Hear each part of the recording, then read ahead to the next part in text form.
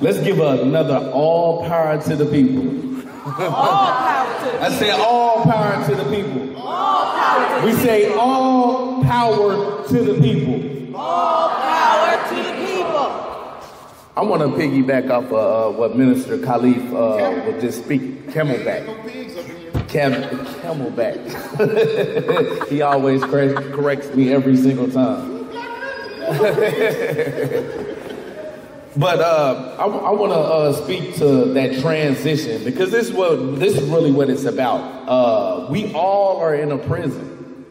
A lot of us just are not recognizing the borders of this prison, the perimeters of this prison, the circumstances and conditions of these prisons. I was actually in a real prison, physical prison, 18 years in prison. But when I look back now, I actually realized I was always in a prison. Like, I had to go in prison 18 years. 18 years, 2 decades almost. Do my life all the way over to find out what liberation means and what freedom really is and what it looks like. That's where I got my political consciousness. That's where I got my education. That's when I start to understand myself and love myself. You can't really build community without addressing the contradictions that we were all infected by this system of capitalism.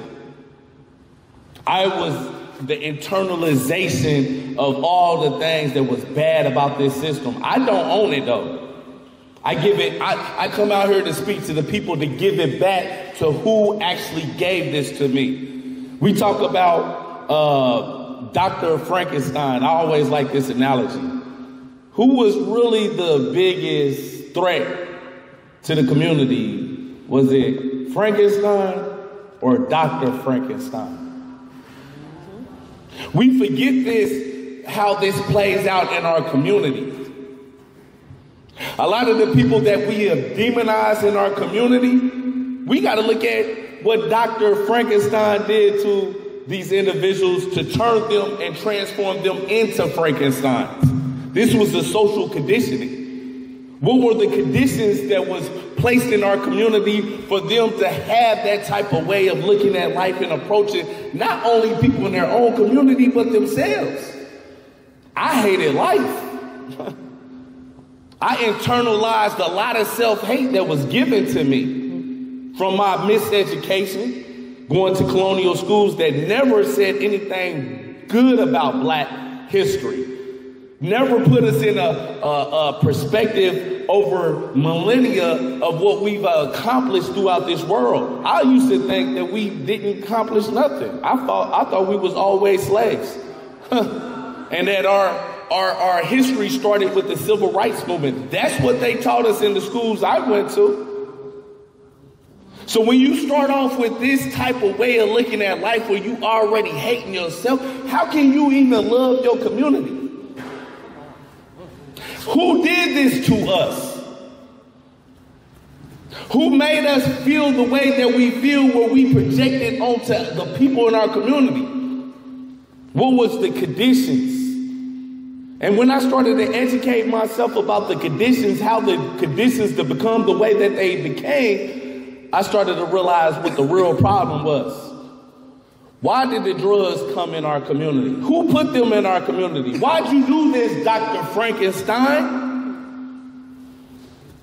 Why did you want to create Frankensteins hooked on drugs?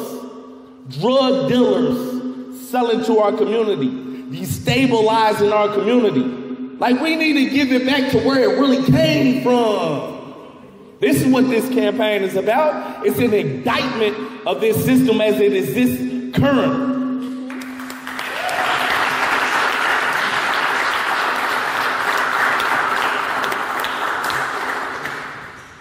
But that was just one form of a prison. We all, like I said, has been inside these prisons. I want to read, and this is a part of being a revolutionary.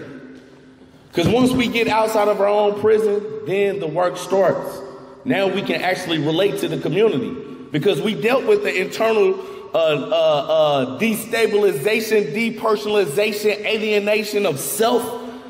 And once we start to embrace a real love for ourselves, now we can see ourselves reflected in other people. We can purge ourselves of the things that was conditioned in us by capitalism that we are not even conscious of. But I want to speak to what the Black Panther Party said liberation looks like. First point of the Black Panther Party's 10-point program. It says, we want freedom. We want power to determine the destiny of our Black community. It says, we believe that Black and oppressed people will not be free until we are able to determine our destinies in our own communities ourselves by fully controlling all the institutions which exist in our communities. The first Black person that was apprehended during slavery, that was taken away from them. That's when the colonialization process started. It started under slavery. That's the content, but the form was colonialism. It was colonialism. It was what Chairman Omali Yeshiteli talks about, the colonial mode of production. This is the starting point of the relationships that we have in the community all across the world, where this empire ended up taking all the land and establishing new conditions amongst us. This is where the division starts. If we don't understand these colonial relationships, we won't understand our relationship to the Palestinians right now. And while we're all Palestinians, this is the chant that we say out there, by the millions, by the billions, we are all Palestinians.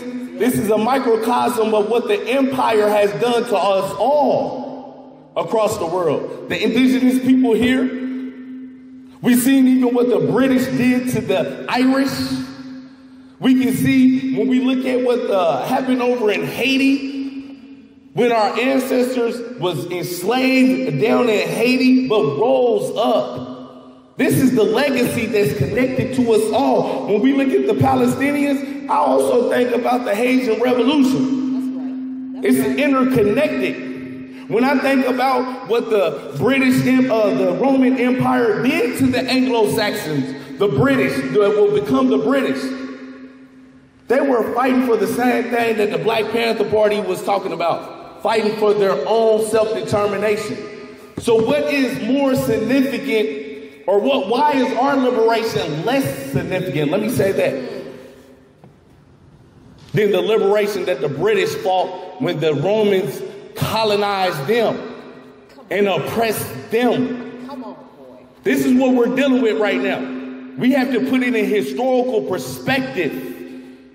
When the United States went over in Vietnam, do you understand that they were fighting for the same thing in the Declaration of Independence that's written right here in the Declaration of Independence in this Constitution? They put it in their own Constitution over in Vietnam. How many people understand that? They didn't want to be, who wants to be colonized?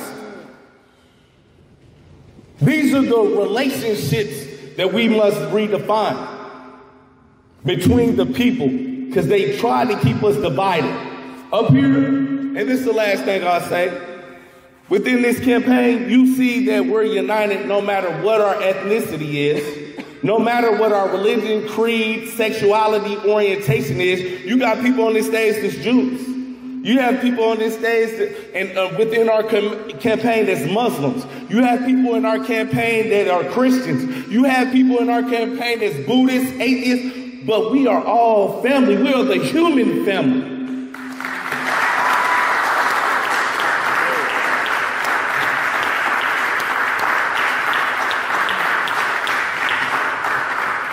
This is what they scared of. This is why they scared of Jill Stein and what she represents. Not only does she expose the contradictions of Frankenstein, Dr. Frankenstein, let's get that right, Dr. Frankenstein, and the conditions that these imperialists, these colonizers, pro-genocide, pro-settler colonial expansion, This is what the Democratic and Republican parties stand for. Fundamentally, these are fascists. And we're seeing it with our own eyes. There's nothing different between a Zionist fascist and a Nazi fascist.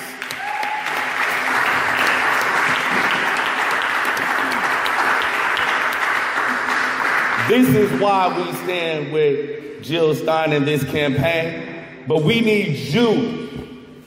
When I got out that prison, I came out here to I told myself I was coming out here to speak to you and tell you what I found, how I came to love myself and respect my community and want to fight for our community. But we need you to understand that we can't do this without you. This is the power of the people. This is the secret that they have kept from all of us. That's why they keep us divided with race, with religion, with sexual orientation, with different nationalities we are from. They use this to keep us divided. But once we start to realize and we come together and we show what this power of the people, everybody put up their fists. I don't care what religion, I don't care what ethnicity, I don't care what region, what city, whatever you're from, this is your real human uniform. No matter what you claim. This is your human uniform. This represents the power of the people. All power to the people. All power to the people. We say all power to the people. We say all power to the people. Thank you.